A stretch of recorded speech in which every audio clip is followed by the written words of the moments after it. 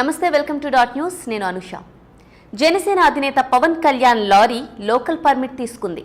వారాహి పేరుతో తయారు చేయించుకున్న పెద్ద లారీ మీద పర్యటిస్తూ జనసేన కార్యకర్తలకు ప్రచారం చేయబోతున్నారు పవన్. అయితే పవన్ లారీ కేవలం జనసేన అభ్యర్థులు పోటీ చేస్తున్న నియోజకవర్గాలకు మాత్రమే వెళుతుంది. టీడీపీ అభ్యర్థులున్న సెగ్మెంట్లలో తిరిగేందుకు పవన్ లారీకి పర్మిషన్ ఇవ్వలేదా? పవన్ బరిలో నిలుస్తానంటున్న పిఠాపురంలోనే 20 రోజుల పాటు వారాహి తిరుగుతుందట. సగం రోజులు పిఠాపురంలోనే. మరి పవన్ రాష్ట్రమంతా ఎందుకు పర్యటించడం లేదు? What's the story? పార్టీ అగ్రనేతలు ఎవ్వరూ కూడా సొంత నియోజకవర్గాల్లో ఎన్నికల ప్రచారాన్ని లైట్ తీసుకుంటారు. ఒకసారి వెళ్ళొస్తారు, మిగిలిన ప్రచార వ్యవహారాలన్నీ స్థానికంగా ఉన్న నాయకులే చూసుకుంటారు.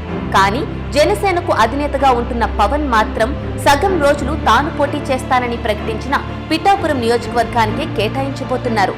మిగిలిన సగం రోజులను తన పార్టీ అభ్యర్థులు పోటీ చేయనున్న నియోజకవర్గాల్లో ప్రచారం చేస్తారు. టీడీపీ, జనసేన, బీజేపీలు కలిసి కూటమిగా ఏర్పడినప్పుడు మిగిలిన పార్టీల అభ్యర్థులు పోటీ చేస్తున్న నియోజకవర్గాల్లో పవన్ ఎందుకు ప్రచారం చేయకపోవడం లేదు? సొంత నియోజకవర్గానికే సగం రోజులు కేటాయించడానికి కారణం ఏంటి? పవన్ కళ్యాణ్ వ్యవహరిస్తున్న తీరుతో ఆయన ఎవరిపైన అయితే నమ్మకం పెట్టుకున్నారో వారంతా తీవ్ర అసంతృప్తితో ఉన్నారు.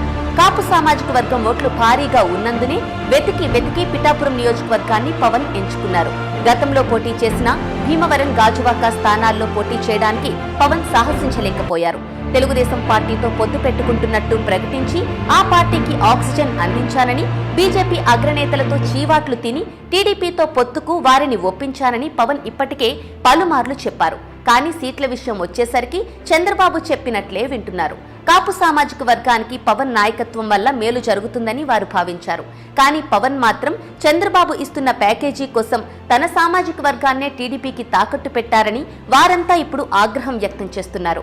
దీంతో పవన్ శ్రేయోభిలాషులైన చేగుండి హరిరామజోగయ్య కుటుంబం, ముద్రగడ కుటుంబం పవన్ ను తీవ్రంగా వ్యతిరేకిస్తూ వైఎస్ఆర్ కాంగ్రెస్ లో చేరిపోయారు. వంగవీటి రంగాను హత్య చేసిన నాయకుల ఆధ్వర్యంలోని టీడీపీకి పవన్ కళ్యాణ్ ఊడిగం చేయడాన్ని కాపు నేతలు సహించలేకపోతున్నారు. పైగా ఎప్పుడు ఏమి మాట్లాడతాడో, ఎలా మాట్లాడతాడో ఆయనకే తెలియని పవన్ నాయకత్వం మీద అందరికీ నమ్మకాలు పోతున్నాయి. ఆఖరుకు పిఠాపురంలో కూడా పవన్ కు పనిచేసేవారు ఇప్పుడు కరువయ్యారు. గత ఎన్నికల్లో పిఠాపురంలో పోటీ చేసిన శేషకుమారి కూడా వైఎస్ జగన్ నాయకత్వంలో వైఎస్ఆర్ కాంగ్రెస్ లో చేరిపోయారు. స్థానికంగా కూడా పలువురు నేతలు వైఎస్ఆర్సీపీ అభ్యర్థి వంగా గీత ఆధ్వర్యంలో ఫ్యాన్ కిందకు చేరిపోతున్నారు.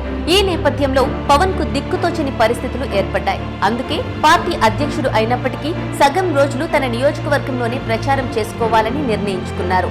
ఐరన్ లెగ్ గా పేరు తెచ్చుకున్న నారా లోకేష్ ను కూటమి సభలకు ఇప్పటికే దూరంగా ఉంచుతున్నారు చంద్రబాబు.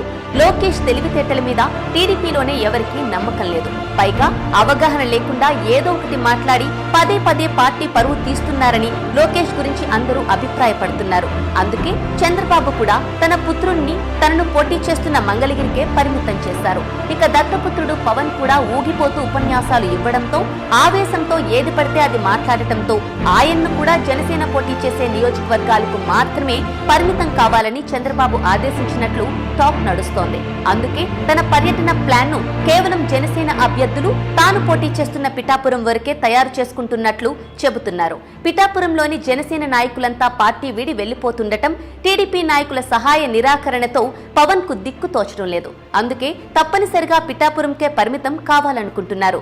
మిగిలిన తన పార్టీకి చెందిన 20 నియోజకవర్గాలకు 2 సార్లు వెళ్లే విధంగా ప్లాన్ చేశారు. ఎన్నికల తర్వాత ఎలాగూ పిఠాపురంలో పవన్ కనిపించడని, అటువంటి వ్యక్తి కోసం రాజకీయ భవిష్యత్తు ఎందుకు నాశనం చేసుకోవడం అనే ప్రశ్న అక్కడి కాపు సామాజిక వర్గ నేతల్లో మొదలైంది. అందుకే పవన్ కు పని చేయడానికి ఎవరూ ఉత్సాహం చూపించడం లేదు. మొత్తం మీద పవన్ కు ఇవే ఆఖరు ఎన్నికలనే టాక్ బాగా వినిపిస్తోంది. Please subscribe dot news.